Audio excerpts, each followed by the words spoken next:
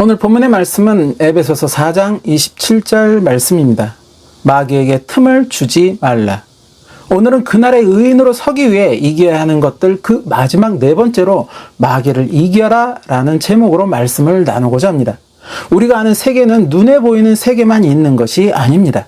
우리 눈에 보이지 않는 세계, 곧 영적인 세계도 존재한다는 것입니다. 이것은 특별히 기독교뿐만 아니라 거의 모든 종교들이 가지고 있는 기본 개념이라는 것입니다. 그리고 설사 아무 종교도 믿지 않는 무신론자라고 하여도 그 마음에는 자기도 알게 모르게 보이지 않는 영적인 존재에 대한 어떤 두려움을 갖는 모습들을 보게 된다는 것입니다. 그렇게 우리 눈에는 보이지 않는 영적 세계에 존재하는 존재들을 우리는 영적 존재라고 말하며, 이러한 영적 세계는 우리가 이해할 수도 또 이해하기도 어려운 그러한 세계라는 것입니다. 이러한 영적 세계를 주관하고 계시는 분이 바로 하나님이시라는 것입니다. 그런데 마귀도 바로 이 영적 세계를 주관하려 한다는 것입니다. 사단 곧 마귀는 처음부터 사단으로 존재하였던 것은 아니었습니다. 원래는 하나님을 섬기는 천사장이었으나 자신에게 많은 능력이 있음으로 인해서 교만에 빠지게 되었고 결국 하나님 자리까지 오르려고 했다는 것입니다. 그렇게 하나님의 심판으로 하늘에서 쫓겨나 깊은 어둠에 떨어진 천사장은 사단이 되었고 이후 하나님을 대적하는 자가 되었다는 것입니다. 그렇게 언제나 하나님을 대적하며 또 하나님의 일을 회방하려 한다는 것입니다. 하나님의 일을 회방한다. 무슨 의미일까? 회방이라는 단어는 타인을 헐뜯어 비방한다는 의미와 타인의 일을 방해한다는 의미를 동시에 가지고 있습니다. 즉 하나님의 일을 회방한다는 것은 곧 하나님을 헐뜯어 비방한다는 것과 더불어 하나님의 일을 방해한다는 것을 의미한다는 것입니다. 이러한 일을 행하는 것이 바로 사단 곧 마귀라는 것입니다. 그렇다면 누군가 하나님을 헐뜯고 비방하며 하나님의 일을 방해하고 있다면 그 자가 사단이며 마귀가 되는 것일까? 아닙니다. 그 자가 사단이며 마귀가 되는 것이 아니라 그 배후에 영적 존재인 사단이 존재하고 있다는 것입니다. 즉 성령에 감동되어 하나님의 말씀을 전하고 하나님의 능력을 나타내는 그런 하나님의 선지자가 있듯이 사단에 사로잡혀 사단에 의해 쓰임을 받는 거짓 선지자, 거짓 교사들도 있다는 것입니다. 더불어 사단에 사로잡혀 사단의 일, 곧 하나님을 회방하는 자가 하나님을 믿지 않는 불신자들에게서만 또 처음부터 하나님의 일을 방해하고자 하는 사단의 하수인들에게서만 나타나는 것이 아니라는 것입니다. 하나님을 섬겼던 천사장이 사단이 되었듯 하나님을 믿는다고 하면서도 정작 사단의 일을 행하고 돕는 자들이 있다는 것입니다. 그리고 문제는 이러한 자신의 모습을 깨닫지 못하는 자들이 또한 많다는 것입니다. 자신이 사단의 일을 행하고 있는 것인지 아니면 하나님의 일을 행하고 있는 것인지 깨닫지 못한 채 그렇게 하나님을 믿고 따르고자 하는 자신의 의지와는 다른 그러한 모습을 보이는 성도들이 또한 많다는 것입니다. 왜 그럴까? 우리 사람의 구성은 눈에 보이는 육체만으로 구성된 것이 아니기 때문입니다. 눈에 보이는 육체와 함께 눈에 보이지 않는 영적인 부분이 또한 있다는 것입니다. 이것을 보통은 영혼이라고 말합니다. 즉 사람의 구성은 눈에 보이는 육체와 함께 눈에 보이지 않는 영혼으로 구성되어 있다는 것입니다. 그리고 이것을 영혼과 육체의 이분법이라고도 말합니다. 즉 사람은 영혼과 육체로 나뉜다라는 것입니다. 그런데 데살로니가 전서나 히브리서를 보면 사도 바울은 영혼을 영과 혼으로 분리하여서 말하고 있습니다. 즉 영혼이 하나의 개체가 아니라 영과 혼으로 나누어진 개체라고 말하고 있다는 것입니다. 데살로니가 전서 5장 23절 말씀. 평강의 하나님이 친히 너희를 온전히 거룩하게 하시고 또 너희의 온 영과 혼과 몸이 우리 주 예수 그리스도께서 강림하실 때 흠없게 보존되기를 원하노라. 그리고 히브리서 4장 12절 말씀. 하나님의 말씀은 살아있고 활력이 있어 좌우에 날선 어떤 검보다도 예리하여 혼과 영과 및 관절과 골수를 찔러 쪼개기까지 하며 또 마음의 생각과 뜻을 판단하나니. 그렇게 사람은 영과 혼과 몸으로 나누어진다고 사도 바울은 말하고 있다는 것입니다. 그렇다면 영과 혼은 어떠한 차이가 있을까? 제가 어렸을 때 보았던 만화 영화에 등장했던 로봇들은 주로 사람이 그 로봇에 탑승하여 직접 조정하여 움직이는 그러한 모습들이었습니다. 그러한 것을 보면서 과연 저런 로봇을 보는 시대가 올까 하는 의문을 갖기도 하였습니다. 그런데 오늘날 우리 곁에는 사람이 직접 조종하지 않아도 움직이는 로봇들을 쉽게 볼 수 있게 된다는 것입니다. 집에서 혼자 돌아다니며 청소를 하는 로봇이 있고, 식당에서 완성된 음식을 테이블에 가져다주는 로봇이 있는가 하면, 사람이 들어갈 수 없는 지역에 들어가서 탐색하는 로봇 등 지금 우리 주변에는 이러한 로봇들이 더 많이 등장하고 있다는 것입니다. 물론 아직까지는 사람이 일부 조정하는 부분도 있지만 대체로 정해진 규칙에 따라 로봇은 스스로 움직인다는 것입니다. 이러한 로봇을 만들 때 로봇이 스스로 움직이도록 하기 위해서는 소프트웨어라는 프로그램이 필요하게 됩니다. 아무리 좋은 재료로 또 디자인도 멋있게 로봇의 몸체 곧 하드웨어를 만들었다고 하여도 그 안에 로봇을 움직이게 하는 프로그램이 내장되지 않는다면 그 로봇은 그저 움직이지 못하는 인형에 불과할 뿐이라는 것입니다. 사람의 구성도 이와 같다고 말할 수 있다는 것입니다. 우리 눈에 보이는 육체는 여러 기관과 피부를 가진 하드웨어에 불과하다는 것입니다. 이러한 육체를 움직이게 하는 것, 그것이 바로 혼 또는 영혼이라는 것입니다. 그래서 사람이 죽었다고 말할 때 우리는 영혼이 몸에서 떠나갔다고도 표현을 한다는 것입니다. 즉, 영혼과 육체가 완전하게 분리되는 것을 육체의 죽음이라고 말한다는 것입니다. 그런데 성경을 보면 단순히 영혼과 육체만으로 설명할 수 없는 부분들을 보게 된다는 것입니다. 예수님이 산에서 모세와 엘리야를 만나고 내려오셨을 때 한 사람이 예수님께 와서 이러한 이야기를 합니다. 마태복음 17장 15절에서 16절 말씀.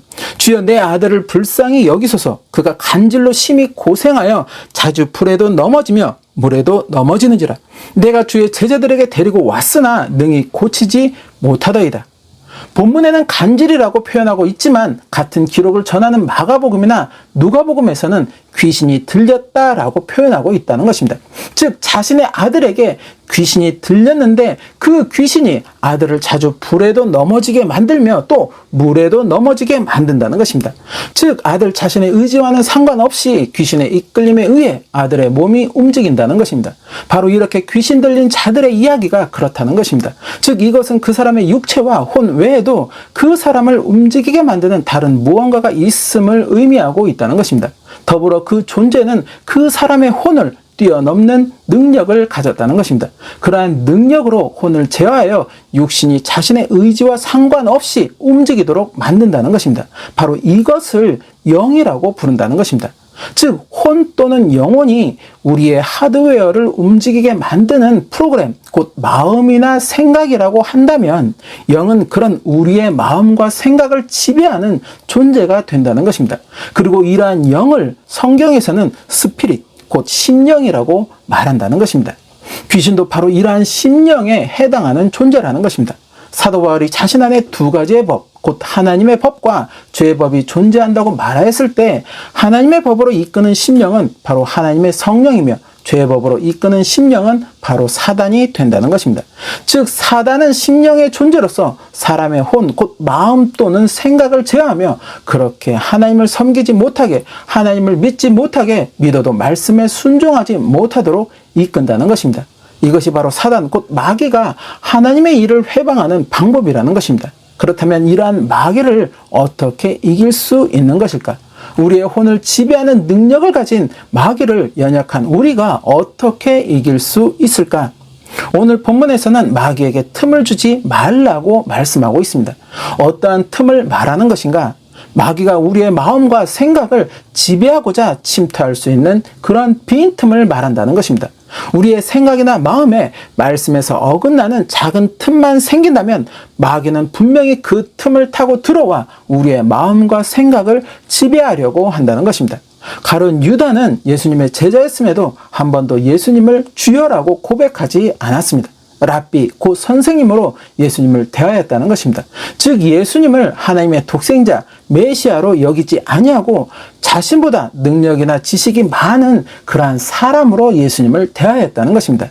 예수님이 나사로의 집에 방문하셨을 때 나사로의 동생 마리아가 자신이 애써 모은 비싼 향유 한 근을 예수님의 발에 붓고 자기 머리털로 발을 닦는 일을 하게 됩니다.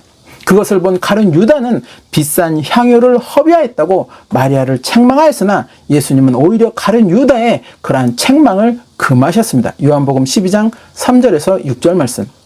마리아는 지극히 비싼 향유 곧 순전한 나드 한 근을 가져다가 예수의 발에 붓고 자기 머리털로 그 발을 닦으니 향유 냄새가 집에 가득하더라.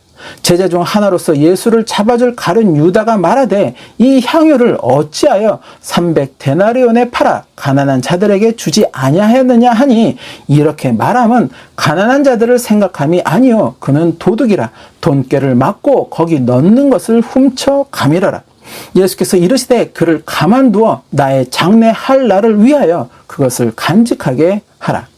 이후 가룟 유다의 마음에 예수님을 향한 믿음의 틈이 생겼고 그 틈을 놓치지 않고 마귀는 가룟 유다의 마음에 예수님을 팔아 넘기라는 생각을 심어주고 말았다는 것입니다. 요한복음 13장 2절 말씀. 마귀가 벌써 시몬의 아들 가룟 유다의 마음에 예수를 팔려는 생각을 넣었더라. 그렇게 결국 가룟 유다는 예수님을 은 30에 팔아 넘기는 행동을 하게 되었다는 것입니다. 이후 자신의 행동을 후회하고 되돌리려 하였으나 이미 때는 늦었고 그렇게 자책감에 빠진 가룟 유다는 자살로서 자신의 인생을 마감하고 말았다는 것입니다. 하와가 왜 뱀의 유혹에 이끌려서 결국 선악과를 먹고 말았을까? 하와 역시도 마귀에게 틈을 주었다는 것입니다. 하나님은 분명 선악과를 먹는 날에는 반드시 죽는다고 말씀하셨는데 하와는 뱀에게 죽을까 했다는 것입니다. 즉 죽을 수도 있고 죽지 않을 수도 있을 것이라고 하는 그러한 틈을 뱀에게 열어주고 말았다는 것입니다. 그렇게 뱀은 하와에게 선악과를 먹는다고 해서 죽지 않을 것이라고 미혹하였고 결국 하와는 뱀의 말을 따라 선악과를 먹고 말았다는 것입니다. 이처럼 마귀는 주님을 향한 믿음의 틈을 타고 들어와 우리의 생각과 마음에 말씀과 멀어지는 씨앗을 뿌린다는 것입니다. 그렇게 말씀 보는 것을 싫어하게 만들고 또 기도하는 것을 게을리하게 만들며 말씀대로 순종하고자 하는 그러한 모습이 아니라 자신의 눈에 좋아 보이는 대로 순종하고자 하는 마음으로 이끌려고 한다는 것입니다. 결국 마귀에게 틈을 보인다는 것은 마귀가 나의 생각과 마음을 지배하도록 만드는 길을 열어주는 것과 같다는 것입니다. 그러나 마귀에게 틈을 보이지 않는다는 것이 말처럼 그렇게 쉬운 것이 또한 아니라는 것입니다. 우리가 하루에 갖게 되는 수만 번의 생각이나 마음이 100%다 말씀에 충실하지는 못한다는 것입니다.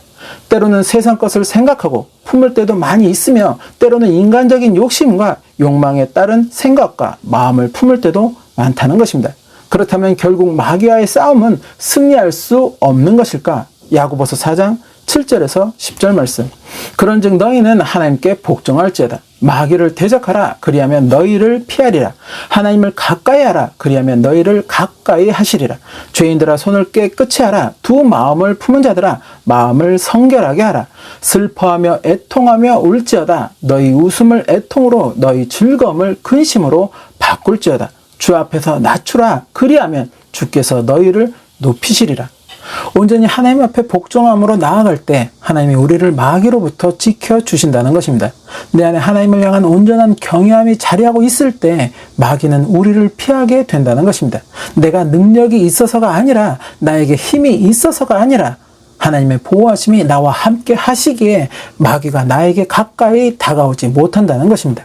더불어 이러한 하나님의 보호하심을 끝까지 힘입을 수 있는 그러한 모습이어야 한다는 것입니다. 즉 이 세상에서의 나의 삶을 다하는 그날까지 하나님 앞에 온전히 복종하는 모습이어야 한다는 것입니다. 그래야 그날의 승리자의 모습으로 주님 앞에 기쁨으로 설 수 있게 된다는 것입니다. 10여 년 전에 보았던 패션 오브 크라이스트라는 영화의 한 장면을 저는 잊을 수가 없습니다. 예수님이 군병들에게 붙잡혀서 모진 매를 맞고 피투성이가 된 채 십자가를 지고 골고다 언덕으로 향하는 그러한 장면이었습니다. 바로 그 장면에 십자가를 지고 가는 예수님을 바라보는 군중들 그 사이에서 검은 옷을 입은 마귀가 함께 따라가고 있었다는 것입니다. 즉 마귀는 끝까지 예수님의 틈을 노리고 있었다는 것입니다. 그러다 결국 예수님이 십자가에서 돌아가시자 패배한 마귀는 크게 울부짖었다는 것입니다. 물론 영화를 만든 이의 상상에 따른 연출일 수 있습니다. 하지만 마귀는 그렇게 끝까지 한 영혼이라도 더 구원에서 멀어지도록 그렇게 하나님의 일을 회방하려 한다는 것입니다. 그러기에 우리는 이러한 마귀와의 싸움에서 반드시 승리해야 한다는 것입니다. 승리하지 못하고 결국 마귀에게 미혹되고 만다면, 그렇게 나의 마음과 생각이 마귀에 의해 지배되고 만다면 하나님 나라를 향한 간절한 갈망이 내 안에 있다고 하여도 결국 그것은 성취되지 못하는 그러한 갈망이 되고 만다는 것입니다. 마귀에게 지지 않고자 하는 강한 나의 마음이 있다면, 그렇게 하나님을 경외하기를 힘쓰며 하나님의 보호하심을 간구하게 된다면, 하나님은 그런 우리의 기도를 들으사 하나님의 보호하시는 은혜를 우리에게 허락하여 주신다는 것입니다. 그렇게 우리가 이 땅에서 하나님의 백성으로 또 주의 제자로서 끝까지 승리할 수 있도록 힘을 제공하여 주신다는 것입니다. 마귀는 분명 마지막 때 패하여 하나님의 심판으로 영원한 불못에 던져지게 될 것이라고 성경은 말씀하고 있습니다. 계시록 20장 10절 말씀. 또 그들을 미혹하는 마귀가 불과 유황못에 던져지니 거기는 그 짐승과 거짓 선지자도 있어 세세토록 밤낮 괴로움을 받으리라.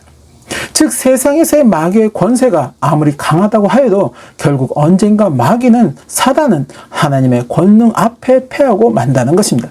내가 어떤 뜻을 따라야 하는 것인가? 하나님의 뜻인가? 마귀의 뜻인가? 내가 보이는 말과 행동들이 과연 하나님의 뜻에 따르는 그러한 말과 행동인 것인가? 아니면 마귀의 뜻에 따른 말과 행동인 것인가?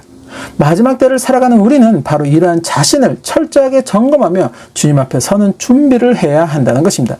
지금까지 나누었던 말씀처럼 먼저는 나를 이기고 죄악을 이기며 세상을 이기고 마귀를 이기는 이러한 4대 승리자의 모습으로, 또 말씀으로 무장하고 능력으로 무장하며 사랑으로 무장하는 3대 무장으로서 끝까지 주님과 동행하는 우리의 삶이어야 한다는 것입니다. 그러한 삶이 될 때 그날의 우리의 자리는 멸망의 자리가 아닌, 심판의 자리가 아닌 상급의 자리요 기쁨의 자리가 된다는 것입니다. 그 축복이 저와 여러분에게 임하게 되시기를 예수님의 이름으로 축원합니다.